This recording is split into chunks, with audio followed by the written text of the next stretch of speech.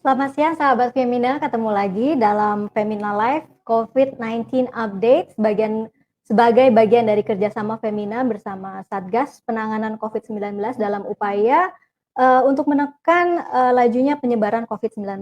Saya Isyana Atiningmas, jurnalis Femina, akan memandu acara kita hari ini. Nah, seperti yang kita ketahui bahwa vaksin COVID-19 sudah mulai dijalankan nih. Secara bertahap, kelompok-kelompok prioritas sudah mendapatkan suntikan pertamanya. Namun, perlu kita ketahui bahwa COVID-19 ini belum usai. Jadi perang kita ini belum selesai. Jadi kita jangan sampai sakit ya. Nah, Satgas Penanganan COVID juga punya istilah imun dan iman. Tingkatkan dan jaga imunitas tubuh serta perkuat iman. Nah, kita harus taat nih melaksanakan protokol kesehatan 3M, yaitu mencuci tangan, menggunakan masker, dan menjaga jarak serta menghindari kerumunan. Nah, karena ini adalah cara yang paling mudah dan yang paling murah. Ya, saat ini semakin pentingnya imunitas tubuh. Jadi orang-orang terus mencari bagaimana cara meningkatkannya semaksimal mungkin dan secepat mungkin. Kalau kita lihat di WhatsApp grup, di media sosial, bahkan di email sekarang banyak beredar info mengenai produk-produk atau makanan-makanan yang katanya bisa meningkatkan imun tubuh atau sebagai imun booster. Nah, dan itu juga dibilang dapat mencegah virus COVID-19. Nah, ini nih sebenarnya fakta atau hoax ya. Pasti di antara sahabat Femina di rumah juga pernah mendapatkan pesan-pesan serupa ya. Misalkan makanan inilah ternyata bisa mencegah, atau makanan dengan suhu seperti ini harus bisa mencegah. Nah, untuk itu siang hari ini kita akan kupas tuntas soal bermacam jenis makanan dan minuman yang banyak diklaim sebagai imun booster bersama dokter spesialis gizi klinis dari Rumah Sakit Pusat Pertamina, yaitu Dokter Diani Adrina, spesialis gizi klinik. Nah, kita sapa dulu nih Dokter Diani. Halo Dok, apa kabar Dok? Bisa dengar suara saya? Halo Mbak Isyana, bisa Halo dengar jelas. dokter, apa kabar dok? Sehat? Oke, baik. Alhamdulillah. Saya buka Sehat? aja mungkin ya agar Oke, iya terlihat biar wajahnya. kelihatan. Oke. Iya dok, sehat-sehat ini di rumah sakit? Sedang di rumah sakit kebetulan. Sedang di rumah sakit ya, masih bertugas ya dok. Oke, sebelum kita mulai saya mau Masih. mengingatkan kepada sahabat Femina di rumah, bagi yang ingin bertanya seputar makanan-makanan pencegah COVID yang kita bahas hari ini, atau mungkin ke pola makan atau apa yang harus kita lakukan untuk meningkatkan imun tubuh kita selama pandemi ini, bisa chat di kolom komentar. Nanti saya akan membacakannya agar dokter Diani bisa memberikan penjelasannya ya dok ya. Oke. Baik. Oke. Nah dok, ini tadi seperti yang sudah saya sampaikan di depan tadi. Sekarang ini kan banyak nih Ya. masyarakat menerima WhatsApp atau pesan-pesan gitu mengenai ternyata makanan ini bisa nih mencegah COVID. Ternyata makanan ini bisa nih mencegah apa namanya apa ya, kan kalau COVID itu kan katanya kan menutup saluran pernafasan di bagian tenggorokan sini kan, bisa melunturkan Ya. lah, bisa macam-macam seperti itu. Nah, ini tiba-tiba semua orang Ya. jadi dokter dan jadi ahli gizi nih. Nah, kita ingin bahas satu-satu nih dengan dokter nih, yang biar kita tahu persis mana yang hoax, mana yang fakta. Kalau memang tidak sepenuhnya hoax, itu bagaimana kita harus menyikapinya. Nah, Oke. kita bahas ini ya dok ya.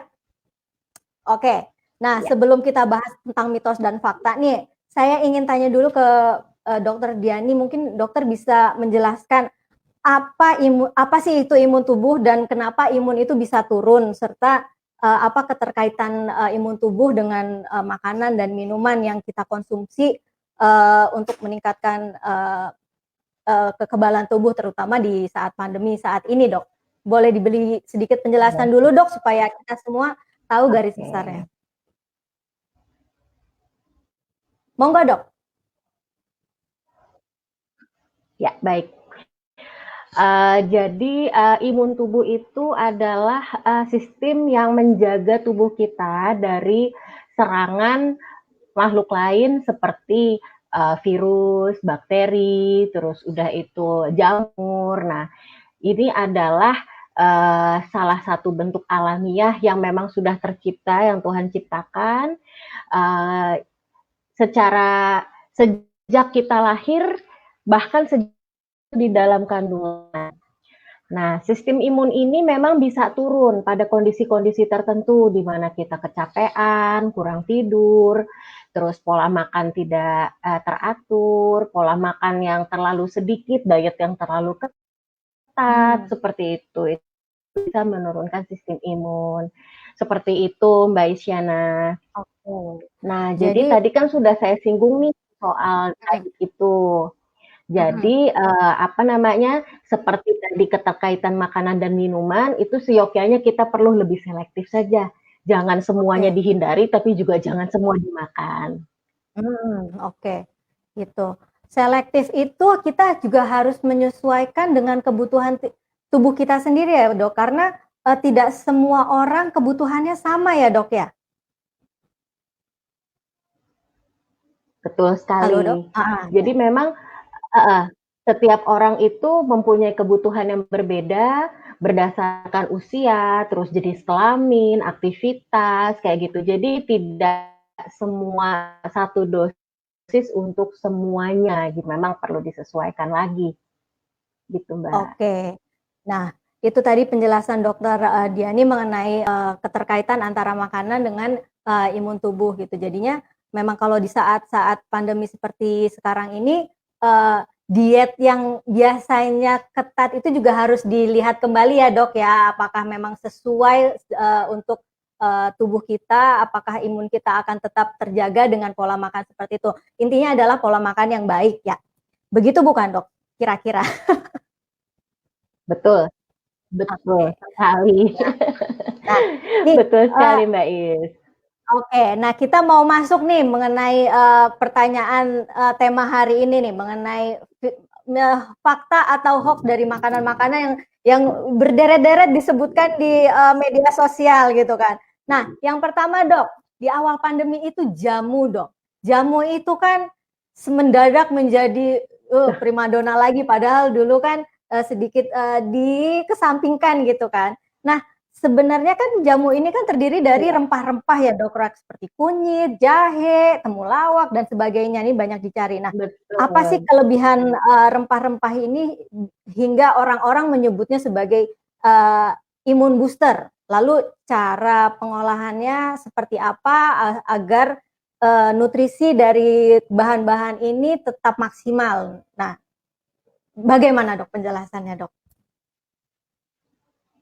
Oke, jadi memang, sejak dulu ya, Indonesia terkenal dengan rempahnya, sehingga orang Eropa datang untuk mengambil rempah itu dan diperdagangkan. Jadi memang rempah-rempah ini, banyak manfaatnya dan memang sudah ada penelitian ilmiahnya. Jadi baik itu temulawaknya, terus udah itu si jahe, eee, kunyit juga itu sudah pernah dilakukan penelitian. Yang mana penelitian ini ternyata memang betul bahwa dia mempunyai khasiat meningkatkan sistem kekebalan, baik juga untuk pasien-pasien yang menderita kanker, menderita penyakit-penyakit kronik lainnya gitu. Nah, eee, untuk pengolahannya sih sebetulnya kayak dalam bumbu masak pun nggak apa-apa ya, atau kalau Mmm, misalnya mau dikonsumsi dalam bentuk minuman juga bisa. Jadi ada penelitian tentang, khasiat daripada si rempah-rempah ini. oke. Penelitian ini, menyatakan bahwa kalau misalnya makanan yang mengandung rempah-rempah ini diolah dengan pengolahan yang lama, dengan pemanasan yang tinggi, ini memang bisa menyebabkan berkurangnya salah satu daripada manfaat dan zat yang baik tadi, Mbak Is. Oke, berarti, eee, Mhm. apa namanya, cara pengolahan juga, berpengaruh ya, Dok, ya? Kalau bisa Kalau menurut saran dokter, kalau bisa makan seperti itu saja atau gimana? Karena kan Aduh, kalau rasanya nggak proses enak ya. iya, gitu. Kita juga nggak boleh merupakan ya, kalau nggak ketelen ya kita cari gimana caranya supaya bisa masuk ke dalam tubuh kita. Tapi, Iya, berarti memang ya kalau misalkan, ada proses pemanasan itu, eee, seperti kunyit yang saya betul. tahu misalkan, kunyit kalau nggak salah Mhm. kalau dipanaskan itu nutrisinya akan sedikit berkurang gitu. Jadinya, eee eee, memang, perlu perhatian khusus nih. Tapi kalau misalkan kita menggunakan rempah-rempah tadi dalam masakan kita dan kita tahu kan nih Dok, kalau misalkan kita masak rendang, kunyit ada, semua ada kan ya, maksudnya masak soto juga semua ada. Iya, Tapi, itu melalui proses betul. pemasakan yang, cukup lumayan ya, cukup lama dan panas gitu. Nah, nutrisi-nutrisi ini Betul. sebenarnya masih ada nggak sih Dok gitu di dalam makanan kita ini? Apakah, berkurangnya kira-kira berapa persen? Apakah dokter bisa menjelaskan? Iya. Jadi gini Mbak Is, bahwa penelitian yang dilakukan itu, bahwa si rempah ini direbus, terus Mhm, udah itu ada yang digoreng, ada yang dipanggang. Nah, mhm. ternyata yang masih cukup awet itu yang direbus. Nah, itu dari Oh, ya, jadi, masih cukup banyak yang bisa dimanfaatkan oleh tubuh kita. Itu dari segi oh, cara pemasakannya. oke. Lalu terus ternyata juga waktu pemasakannya. Jadi ada yang dipanaskan 20 menit dengan dipanaskan selama 10 menit. Nah, ternyata ya tentu saja yang 10 menit ini yang lebih banyak ininya, apa namanya, kandungan yang masih tersisa di dalamnya. Jadi memang kalau bisa sih makan itu kita pemanasannya juga jangan terlalu tinggi. Tumis-tumis sih kan tidak terlalu tinggi ya, beda dengan kalau Betul, kita menggoreng dengan suhu panas deep fried seperti itu. Jadi dengan menumis tidak terlalu panas atau dengan merebus itu juga itu masih banyak kita dapatkan manfaat. Jadi masih boleh kok oke, dimasak oke. Berarti seperti itu. masih masih oke nih makanan Indonesia masih, nutrisinya masih sip lah gitu ya, Masih Dok, ya. Berarti, sip dan nenek terjaga. oke, berarti nenek moyang kita tuh sebenarnya, sedikit mengerti juga nih tentang nutrisi ya, karena kan pembuatan jamu kan direbus, ternyata memang penelitiannya direbus itu nutrisinya, memang lebih baik daripada yang digoreng dan dipanggang tadi ya, dibakar tadi ya. Nah, ini mungkin, Betul. sahabat Femina boleh nih mencoba. Berarti jamu baik ya, Dok, ya? Berarti emang bisa ya, Dok, untuk mem-boost imunitas kita nih. Nah, nih Dok, Betul. sebenarnya sesi tanya jawab nanti ada di belakang. Tapi ini kebetulan nih Mhm, ada yang menanyakan mengenai rempah-rempah nih dari iya, Ars Arif Arif Kusumaning Ayu. Nah, wedang jahe apa bisa Bu Dokter? Nah, kalau tadi kan jamu sebagai berbagai rempah masuk ke situ ya Dok ya, kunyit, temulawak, iya, jahe, dan nah kalau wedang jahe sendiri hanya jahe gitu, itu bisa nggak Dok iya, untuk bisa ya tetap ya? bisa bisa. Mhm. Jadi ada antioksidannya yang namanya, gingerol dan sogal itu dia terdapat di dalam jahe. Begitu jahe kita rebus, yang baiknya sih gini, merebusnya itu sudah dengan air matang sehingga kita tidak perlu dengan suhu tinggi untuk mematangkannya lagi gitu. Nah, itu akan Oke. memberikan manfaat, antioksidan yang bagus untuk sistem kekebalan. Oke. Nah, itu berarti jahe, rempah-rempah kalau di rumah, senang minum wedang jahe, monggo diminum untuk meningkatkan imunitas tubuh sebagai sebagai upaya pencegahan kita ya, Dok, ya. Ini kan kita mencegah sebelum sakit, gitu ya, Dok. Betul Oke. sekali. Nah, ini, berlanjut ke, makanan yang, Betul digosipkan betul. kedua. Oke, nih, sekarang ini banyak, beredar di media sosial tentang makanan beralkali nih, Dok. Nah, nih kutipan nya Ya, tuh, eee, nih saya mendengar seperti ini nih informasinya, eee, tolong benarkan kalau misalkan saya salah ya, Dok, ya. pH virus corona itu ya, bervariasi dari 5,5 hingga 8,5 pH-nya gitu kan. Yang perlu dilakukan adalah betul. mengalahkan virus corona dan mengambil lebih banyak makanan yang beralkali agar berbeda di atas tingkat pH virus COVID. Nah, ini kan makanannya antara lain yang alkali adalah lemon, alpukat, bawang putih, mangga, nanas, dan banyak lagi nih itunya nih daftarnya nih yang saya terima gitu. Nah, yang akhir-akhir ini jadi pembicaraan seru nih, bawang putih. Katanya dalam sehari makan bawang putih itu bisa kadar pH tubuh kita menjadi lebih basah, jadinya tidak di alam yang tidak sama nih dengan virus corona gitu katanya kan ya dok. Nah itu penjelasannya seperti apa? Apakah memang sebenarnya seperti itu atau sebenarnya makan bawang putih atau minuman beralkali ini memang ada manfaatnya, tapi nah titik mungkin dokter bisa menjelaskan. Monggo dok. Oke, baik. Jadi gini Mbak Is, kalau dari penelitiannya sendiri bahwa makanan beralkali itu masih butuh lebih lanjut lagi dikaji ya. Karena apa? Karena efek dari alkali itu sendiri tidak terlalu banyak faktor perancu lainnya. Karena pertama gini, si tubuh kita ini mempunyai sistem untuk kembali menyeimbangkan agar tetap pada pH aslinya.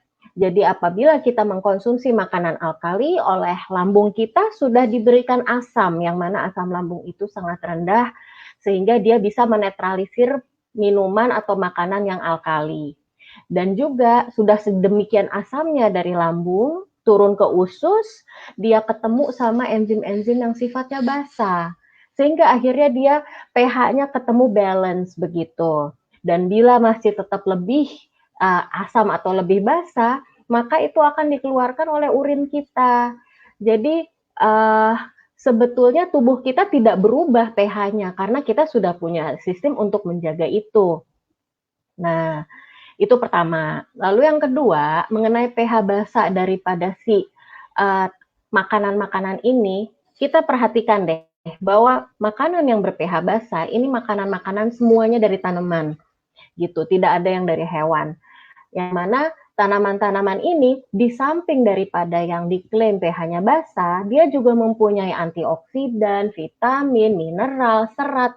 Nah, itu yang bisa jadi faktor perancu. Jadi belum tentu karena pH-nya basa, bisa jadi karena antioksidan yang dimilikinya gitu, vitamin-vitamin, mineral yang dimilikinya. Nah, itulah kenapa sampai sekarang masih perlu pengkajian lebih lanjut gitu.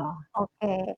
Nah, itu tadi penjelasan mengenai makanan beralkali ya, maksudnya makanan alkali seperti bawang putih dan seperti lemon. Tapi salah nggak sih dok, misalkan kalau kita setiap hari mengkonsumsi bawang satu siung misalkan, atau bawang lanang satu sehari gitu, itu apakah ada manfaatnya dok? Kalau kita mengesampingkan yang alkali tadi ya gitu, apakah itu ada manfaatnya? Lalu apakah kita minum air lemon setiap hari itu juga ada manfaatnya gitu? Karena kan sekarang kan banyak masyarakat yang sudah mulai terbiasa nih dengan ritual-ritual paginya gitu, seperti itu gitu. Nah, itu sebenarnya apakah manfaatnya dok? Ada nggak manfaatnya?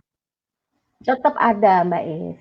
Jadi baik lemon maupun bawang putih itu dia memang mempunyai kandungan antioksidan yang tinggi, sehingga dengan mengkonsumsi itu terkait dia asam atau basa, itu memang dia akan tetap memberikan benefit bagi kesehatan kita. Jadi kalau misalnya yang punya ritual pagi sudah mengkonsumsi itu boleh, nggak apa-apa dilanjutkan. Kayak gitu. Oke, berarti ritualnya boleh terus dilanjutkan. Kalau mengenai bisa mencegah COVID secara ilmiah masih perlu penelitian lagi ya dok ya. Apakah makanan alkali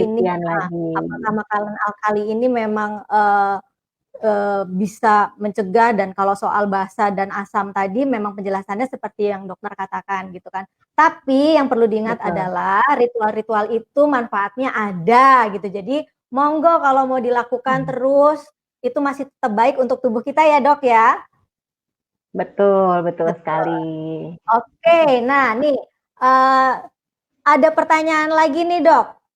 dari apa nih, bacanya bagaimana nih saya? Yukis Wahyuni. Dok, jika sudah mengalami demam, kemudian batuk sesak, apa yang harus dikonsumsi untuk meredakan sesak ya dok? Nah ini mungkin si Mbak Wahyuni ini pingin meredakan sesaknya tapi tidak ingin minum obat ya dok, karena kan sekarang kan orang lebih memilih yang alami gini. Nah, ada nggak saran dokter untuk Mbak Wahyuni? Oke, apabila memang sesak ini sudah terkonfirmasi akibat daripada COVID-19, itu sebaiknya memang mendapatkan pengobatan gitu, karena itu sudah terjadi kerusakan atau terendam lah ya jaringan-jaringan paru kita dengan cairan atau lendir. Jadi untuk makanan atau untuk minuman yang sifatnya jamu itu udah kalah semua. Tetap kita harus utamakan obat. Tapi apabila memang sesaknya itu karena memang sesek lagi batuk biasa kayak gitu. Nah, itu bisa kok kita membantu menghangatkan saluran nafas kita dengan uap atau dengan minum hangat gitu ya. Dengan mukosa kita mendapatkan suhu yang hangat, itu biasanya pembuluh-pembuluh darahnya akan melebar dan akan membantu juga untuk mengurangi si dahak tadi agar tidak menyumbat seperti itu. Oke. Nah, berarti itu tadi nyambung nih dengan pertanyaan saya berikutnya nih. Karena ada yang bilang kalau minum air hangat itu sekarang dibilang bisa mencegah terjangkit virus corona karena COVID maksudnya. Karena disebut COVID-19 menyerang saluran pernafasan mulai dari rongga hidung dan mulut hingga terbentuk lendir yang bisa menutup saluran pernafasan dan paru-paru. Berarti kalau mengenai mukosa itu lendir di dalam tenggorokan, menggunakan air hangat bisa membantu ya dok ya? Iya, dengan kita menggunakan air hangat itu akan membantu supaya itu kan produksi lendir itu kan terjadi terus-menerus. Jadi kalau misalnya kena dingin, dia akan terus memproduksi lendir untuk mengalahkan atau menghangatkan suhu di dalam, begitu. Nah, dengan kita mengkonsumsi yang hangat atau kita menghirup uap hangat gitu ya, itu akan membantu mengurangi si lendir tadi atau paling tidak produksinya dihambat lah agar tidak terlalu banyak seperti itu. Oke. Perlu nggak dok ditambahkan garam? Karena ada juga yang bilang kumur-kumur air hangat dengan garam. Itu ada ininya nggak, benefitnya nggak dok? Sebetulnya sih kalau untuk garamnya sendiri efeknya terhadap mukosa sih tidak ada ininya ya, tidak ada hubungannya gitu. Cuma apabila memang ingin dijalankan karena toh garam juga kan dia natrium dan klorida yang mana juga merupakan elektrolit yang dibutuhkan oleh tubuh, ya nggak apa-apa karena dia akan masuk kok melalui mukosa kita ke dalam jaringan-jaringan yang lain sehingga bisa membantu meningkatkan elektrolit dalam tubuh kita. Berarti nggak apa-apa juga ya untuk dilakukan ya dok. Tadi seperti yang dokter bilang menghirup Nggak udara apa-apa hangat juga. menghirup udara Iya. hangat gitu juga mungkin kalau bahasa desanya dulu diuap-uapin gitu ya dok ya, biar pernafasannya lega gitu ya dok ya. Iya. Kalau dengan bantuan Betul, aroma betul minyak kayu putih sekali. juga seperti misalkan mentol atau mint, kayu putih itu juga bisa membantu ya dok kalau diuap-uapkan kayak gitu dok, melegakan gitu bisa juga ya dok? Apa justru dihindari? Kalau Kalau masih uapnya saja? bentuknya diuapkan, jadi uapnya saja sih masih uh, ini kan kita ada nervous yang untuk merangsang kita membedakan bau satu dengan yang lain ya gitu. Jadi dengan kita diberikan tetesan mint atau diteteskan minyak kayu putih itu kita akan terangsang untuk menghirup gitu. Lain dengan kita hanya secara otomatis suruh nafas saja itu berbeda gitu. Tapi kalau efeknya terhadap apakah lendir di dalam pernapasan ataukah sesaknya gitu si min tadi sih tidak berkorelasi gitu. Berkorelasi ya, oke, ya. Iya. Kalau untuk si lendir, si mu mu mukus apa sih Mukosa. tadi, mukosa itu dia tidak berpengaruh ya, tapi kalau untuk melegakan pernafasan saja ya mungkin, masih bisa dilakukan ya, Dok, ya.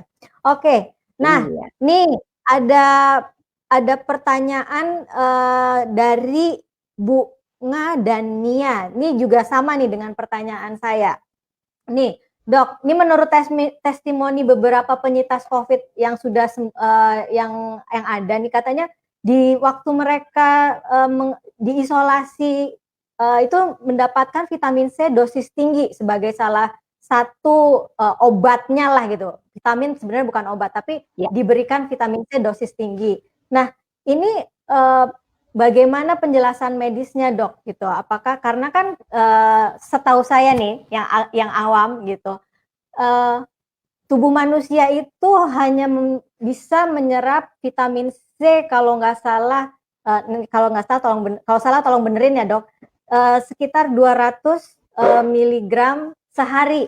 Nah, apakah dosis yang tinggi ini jika diberikan, berpengaruh gitu loh, maksudnya kan akan dibuang juga gitu. Dan apakah orang sehat minum vitamin C dosis tinggi itu juga, eee, berpengaruh nih, Dok? Gitu. Lebih kuatkah atau lebih gimana kah? Lebih imunnya lebih, jadi di-boost gitu atau bagaimana, Dok? Dan takaran yang baik Iya. sebaiknya bagaimana? Oke. Jadi, kan vitamin C ini dia kan antioksidan ya. Jadi antioksidan ini kan kerjanya adalah menangkap radikal-radikal bebas hasil daripada sampah dari tubuh kita sendiri atau mungkin yang berasal dari luar. Nah, vitamin C ini memang betul sebetulnya tubuh kita kira-kira butuhnya 100 sampai 200 miligram per hari gitu. Nah, tapi untuk kondisi-kondisi memang di mana, kita sedang sakit, itu memang ada, kita memberikan dengan dosis yang lebih tinggi. Tapi sebaiknya sih diberikan yang, sustain release, karena kalau misalnya kita berikan yang biasa saja, kita konsumsi dosis tinggi, berapa jam kemudian dibuang lewat urin. Beda dengan kalau kita konsumsi yang sustain release. Jadi kita minum sekarang, dilepas sedikit-sedikit sampai berapa, sekitar 8 jam sampai 12 jam tergantung ya, tergantung dosisnya. Itu akan memberikan proteksi dan efek antioksidan yang lebih lama dan lebih baik gitu.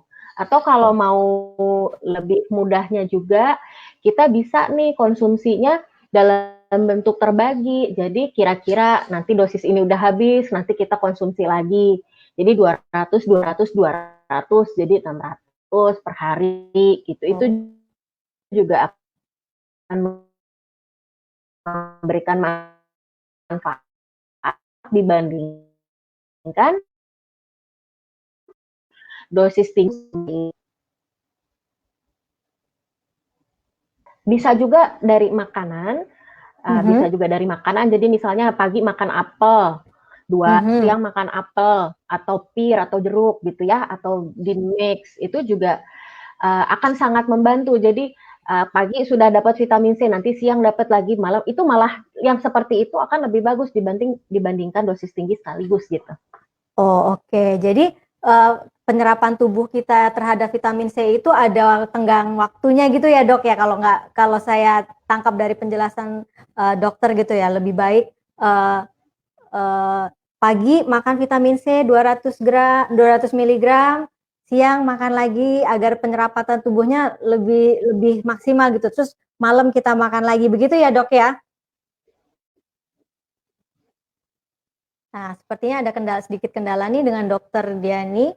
Eee, nah, tadi penjelasan Dokter Diani yang saya tangkap seperti itu. Nah, kalau misalkan, vitamin C dosis tinggi sekali jeder gitu pagi gitu. Nah, ini penyerapan tubuh kita terhadap, vitamin C memang, kata dokter tidak apa ya, tidak bisa menerima semuanya. Mungkin ada hanya dalam beberapa jam saja, lalu sisanya dibuang. Dan kalau misalkan, sahabat Femina ingin mendapatkan manfaat vitamin C yang lebih maksimal di dalam satu hari, tadi Dokter Diani bisa menyarankan pagi hari sekitar 200 mg vitamin C suplemen, lalu siang hari ditambah lagi dan sore hari ditambah lagi. Nah, kita masih menunggu Dokter Diani ini apakah sudah tergabung kembali. Halo dokter, sudah bisa lagi dengar suara saya lagi?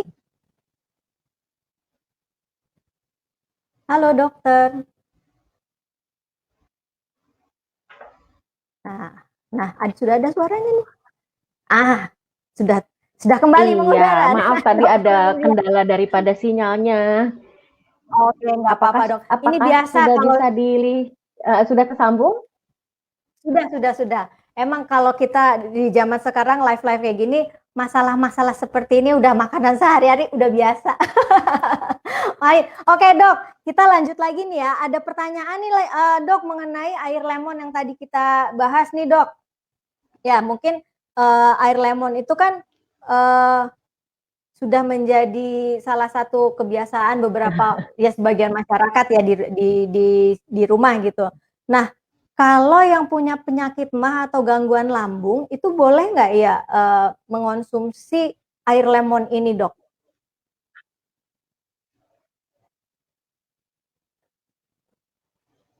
Halo dokter? Dokter dengar suara saya dok? Maaf Mbak Is, tadi kurang jelas. Kalau ada sekarang penyakit sudah apa? bisa dengar? Putus-putus Penyakit Mbak Is. MAH dan penyakit. Oke, saya ulang ya dok. Sekarang sudah terdengar Sekarang dok? sudah jelas. Oke, nah ada pertanyaan mengenai si air lemon ini. Nah, kalau misalkan mengonsumsi air lemon tapi ada penyakit MAH atau gangguan lambung, itu sebenarnya boleh nggak sih untuk mengonsumsinya? Dan kalau boleh, kapan waktu yang tepat? Sebaiknya pagi kah atau malam kah sebelum tidur, dok?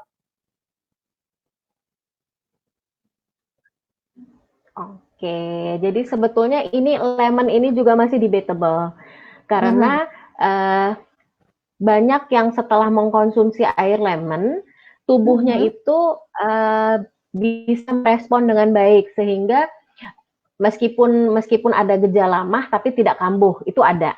Tapi lebih banyak yang setelah mengkonsumsi air lemon ternyata lambungnya tidak kuat gitu. Jadi kalau saya lebih menyarankan untuk kalau sudah jelas memang ada sakit MAH, mungkin bentuknya tidak murni air lemon, tapi si lemonnya ini dijadikan infused water, itu akan lebih aman untuk lambung kita gitu.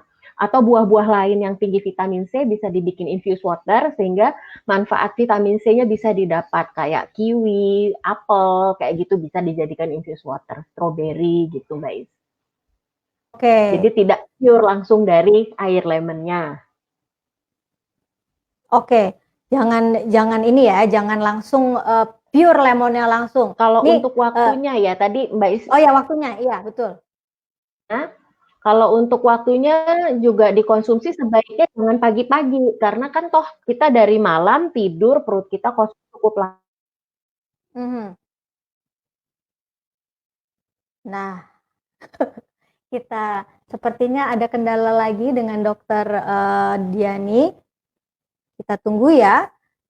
Nah, tadi dokter menyarankan kalau misalkan ada memang sudah jelas memiliki penyakit lambung, disarankan kalau minum air lemonnya jangan yang langsung straight air lemon, tapi bisa di-infuse, jadinya kadar keasamannya bisa dikurangi untuk mendapatkan manfaatnya ternyata masih bisa. Atau infused waternya diganti, jangan yang dari lemon, tadi bisa jadi strawberry atau dari bahan-bahan yang lain.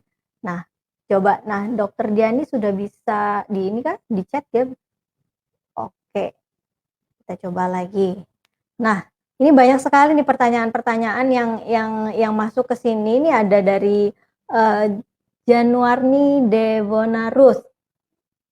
Empon-empon dok, fakta atau hoax? Nah, nanti kita tanyakan setelah Dokter Diani bisa bergabung kembali pada sama. Nah, dok sudah bisa dengar suara saya dok? sudah Oke. bisa. Nah, Dok, tadi kan dokter menyarankan untuk infuse water ya, Dok, untuk Betul. beberapa orang yang memiliki penyakit lambung. Nah, kalau infuse water itu kandungan vitamin C-nya masih tinggi nggak sih, Dok? Masih berfaedah nggak istilahnya seperti itu, Dok? Sama juga, air lemon juga sama. Jadi Oh, gitu. begitu kita peres atau kita blend seperti itu juga rusak. Jadi kalau misalnya kita kepingin infuse water maupun air lemon itu tetap akan dapat vitamin C meskipun tidak sebaik kalau kita konsumsi dalam bentuk buah utuh gitu. Hmm, Jadi oke. seperti kalau misalnya kita makan buah utuh itu jadi kita hanya teroksidasi sebentar dengan Mhm. udara. Kalau Mhm. kita infuse water itu memang vitamin C-nya pindah ke air. Kalau air lemon itu memang murni vitamin C-nya, tapi sama-sama teroksidasi juga gitu. Oke, nah itu tadi penjelasan dokter. Monggo nih sahabat Femina di rumah mana yang mau dilakukan. Lihat dulu keadaan tubuhnya gimana, apakah lambungnya kuat atau lambungnya agak lemah. Nah ini juga ada pertanyaan nih Dok mengenai lambung nih Dok. Ya, Dari Messi Winarto. Dok kalau punya lambung sudah 1 tahun, ini mungkin penyakit lambung ya. Dok kalau iya. punya penyakit lambung sudah 1 tahun, gimana jaga imunitasnya dengan konsumsi apa dok? Oke. Jadi kalau misalnya udah ada masalah lambung selama 1 tahun gitu, jadi sistem imun kita itu kan sebenarnya dibentuk oleh protein. Jadi kita makanlah dengan lauk yang bervariasi hewani dan nabati. Jadi bahan baku daripada si sel imun itu akan dibentuk dengan baik oleh tubuh kita. Nah, untuk vitamin-vitaminnya itu kita bisa seperti tadi, bisa konsumsi pir, dia tinggi vitamin C tapi tidak nyeri di perut. Bisa konsumsi apel, meskipun apel itu manis, tetap vitamin C-nya tinggi, kayak begitu. Jadi nggak harus patokannya vitamin C itu harus asam, harus jeruk gitu, nggak.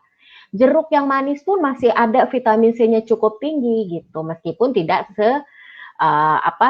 setinggi jeruk yang memang belum terlalu matang ya gitu. Jadi boleh kita konsumsi makanan sumber vitamin C yang sudah matang. Karena selain daripada sudah tidak asam, lambung akan mencerna lebih mudah buah-buah yang sudah dalam kondisi matang dibandingkan yang belum terlalu matang.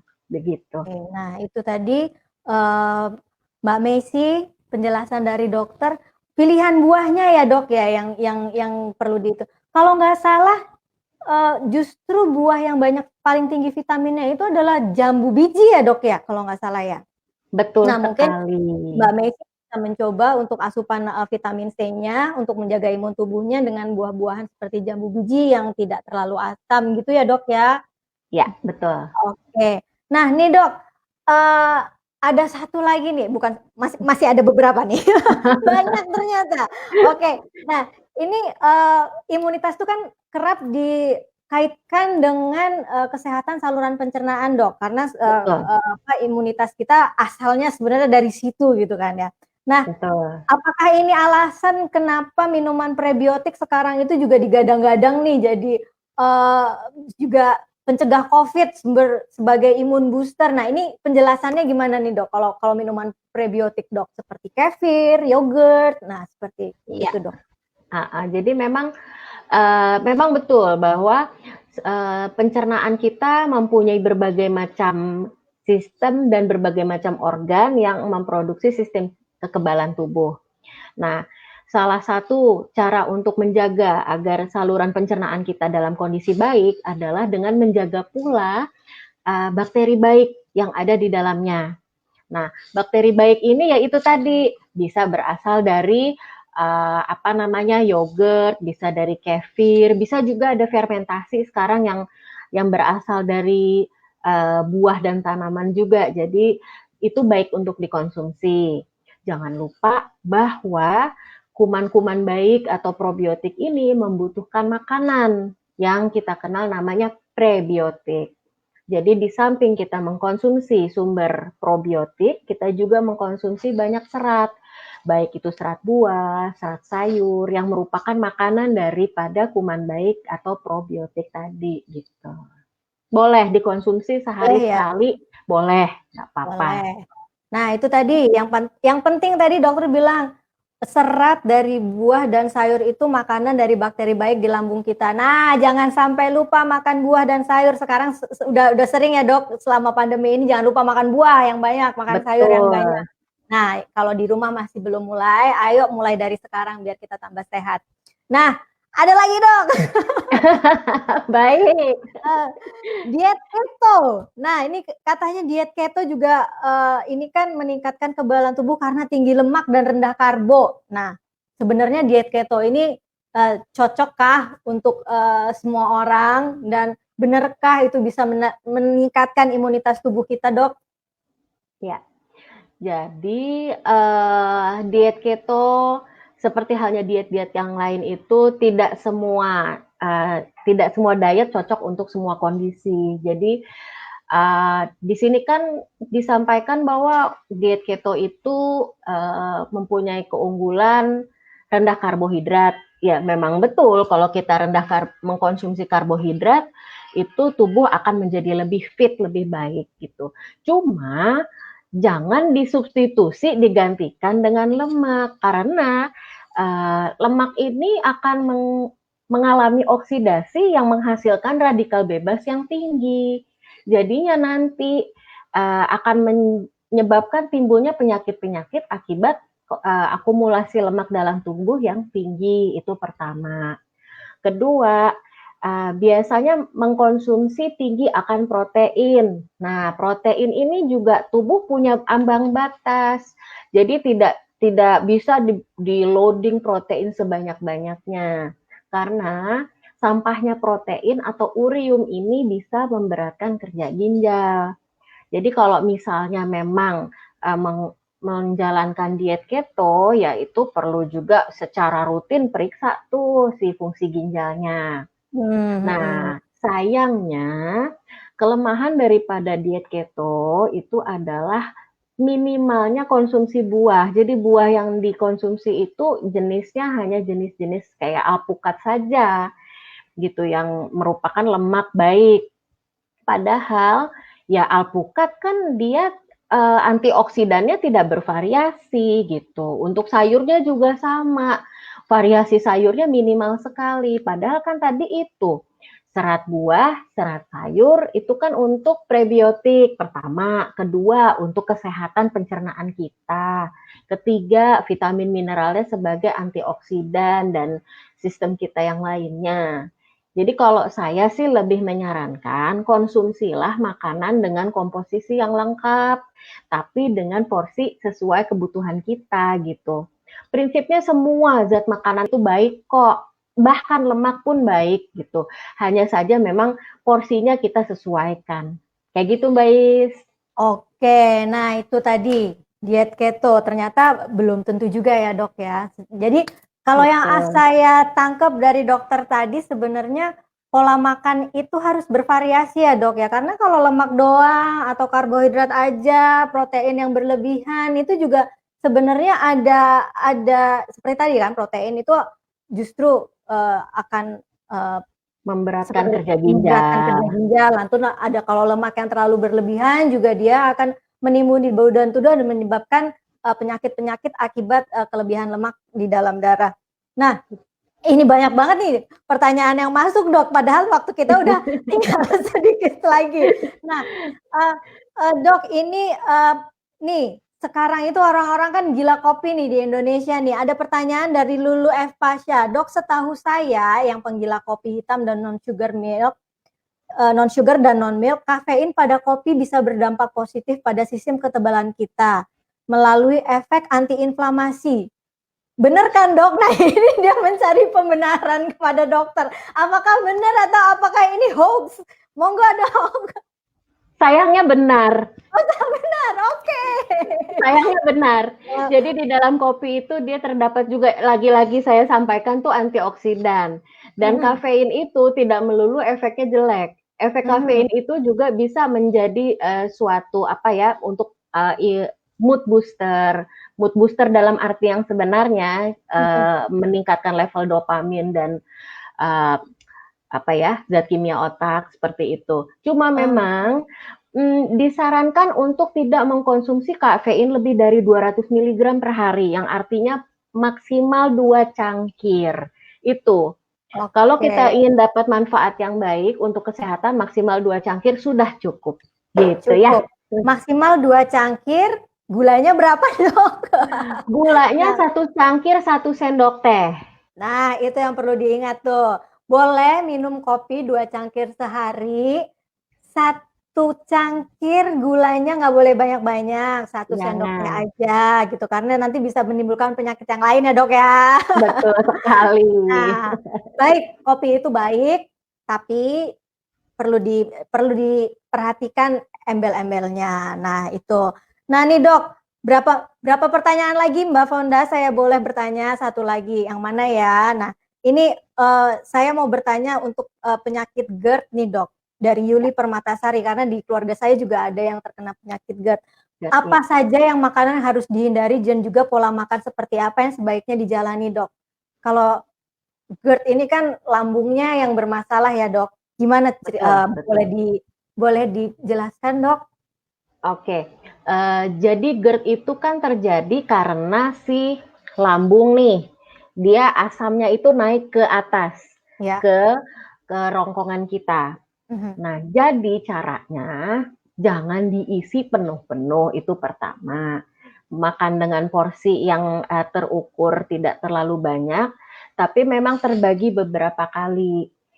Secara umum sih diet untuk GERD itu tidak terlalu berbeda dengan diet yang lain. Jadi 3 kali makanan utama, terus ada snack dengan jarak antara satu makan dengan makan lain itu 3 jam.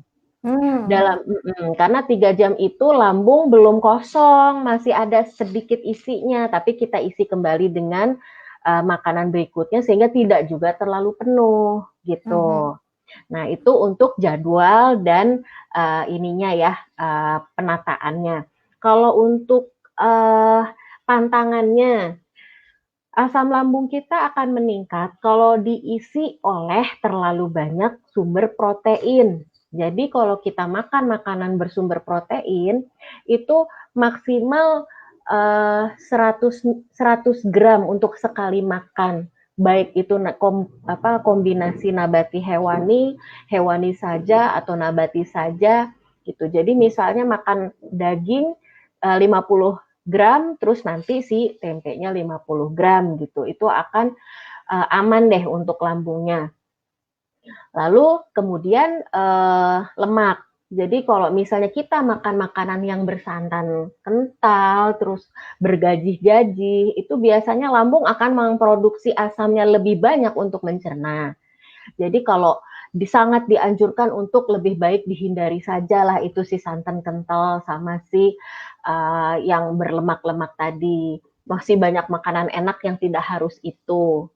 Nah, untuk sayuran, kita pilih sayuran yang berbentuk daun ya, kayak boleh bayam, boleh kangkung, hindari batangnya, terus konsumsi yang berbentuk buah kayak labu siam, terong, oyong, terus udah itu beet, lobak, wortel, seperti itu. Masaklah hingga empuk, karena masak hingga empuk itu akan membuat si sayuran tersebut mudah dicerna oleh lambung dan pencernaan bagian bawah. Nah, untuk pemilihan buah, pilih buah yang manis dan benar-benar mateng gitu. Jadi dengan begitu sama, lambung itu sangat-sangat mudah mencerna makan yang sudah betul-betul matang. Hindari tape, baik tape singkong maupun tape ketan. Hindari alkohol, soda, dalam ini soda minuman ya, bukan soda kue. Lalu juga hindari kopi, sayangnya bagi pecinta kopi gitu. Jadi itulah tantangannya. Untuk yang seperti daging yang rendah lemak, ikan, daging ayam itu boleh kok dikonsumsi, nggak perlu dihindari kayak begitu. Beri jarak makan dengan berbaring paling tidak 2 jam. Oh gitu. Ya. Baik, nanti akan saya coba dengan saudara saya keluarga saya yang di rumah. Oke, Dok, Oke. ini pertanyaan pamungkas nih dari produser saya bilang yang ini harus ditanyain. Dok, empon-empon, fakta atau hoax? Empon-empon itu ya, apa namanya, Rebusan, rebusan rimpang-rimpang itu ya? iya betul. Heeh. Mhm. Eee, itu sebetulnya sama sih ya, kayak kayak, herbal lainnya, tetep yang namanya di situ kandungan vitamin, mineralnya gitu ada. Jadi boleh, nggak apa-apa dikonsumsi, jadi bukan hoaks juga gitu. Tapi kalau itu sebagai obat, itu masih perlu penelitian lebih lanjut gitu, Mbak Is. Oke. Nah, Dok, sebenarnya nih masih banyak nih pertanyaan-pertanyaan yang sudah masuk ke sini, tapi, karena waktu kita memang terbatas, jadi, mohon maaf bagi sahabat Femina yang pertanyaannya belum bisa dijawab. Nanti, jika ada waktu saya akan tanyakan ke dokter dan dibalas melalui chat-nya. Nah, Dok, tadi dari obrolan kita, sebenarnya kalau saya mau menyimpulkan mungkin bisa begini ya, saat ini memang belum ada makanan dan minuman yang benar-benar terbukti dapat mencegah atau menangkal virus COVID-19, tapi kita bisa meningkatkan imun tubuh agar tidak tertular dengan makan makanan sehat-sehat tadi itu ya, Dok, ya. Terutama pola Betul, makan yang benar dengan ragam makanan yang tadi dokter bilang ya, porsinya pun harus seimbang gitu ya, Dok, ya. iya betul. Oke. Nah, sebelum kita mengakhiri sesi Femina Live, siang hari ini, saya ingin minta tips dari dokter nih untuk, bagaimana cara kita, menyiapkan makanan dan minuman sehari-hari yang bagus untuk meningkatkan imun tubuh kita secara konsisten ya, Dok, ya, nggak sehari doang, Iya. nggak 2 hari doang. Nah, boleh Dok dikasih tipsnya, Dok, silakan, Dok. Baik, jadi kalau misalnya kita ingin menjaga sistem kekebalan tubuh kita, kayak gitu kita perlu konsumsi sayur 3 kali sehari. Jadi setiap makan utama ada sayur, lalu buah juga 3 sampai 4 kali sehari, pilih yang berair.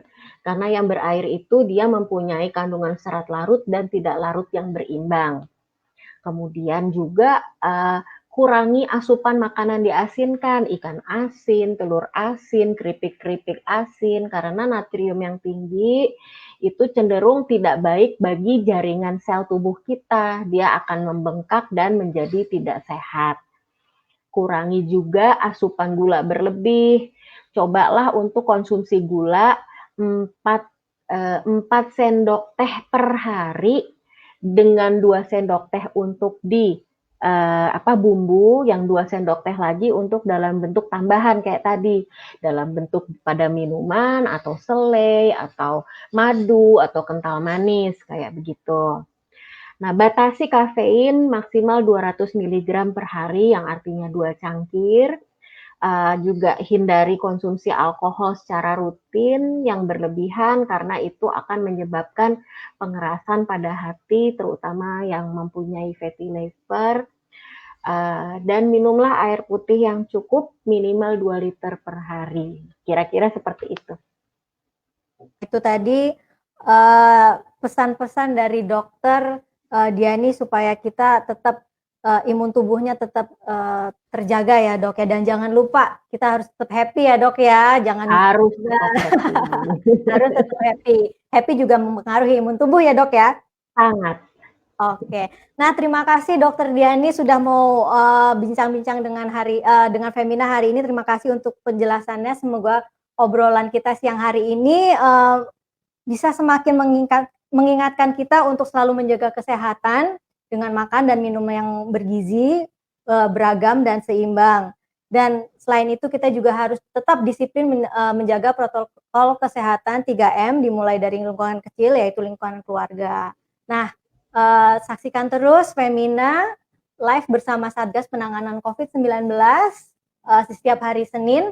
Kita akan bicara lebih banyak mengenai topik-topik seputar COVID-19 agar kita semua tetap waspada dan menjaga kesehatan masing-masing. Saya Isyana Atiningmas, undur diri untuk hari ini. Selamat siang.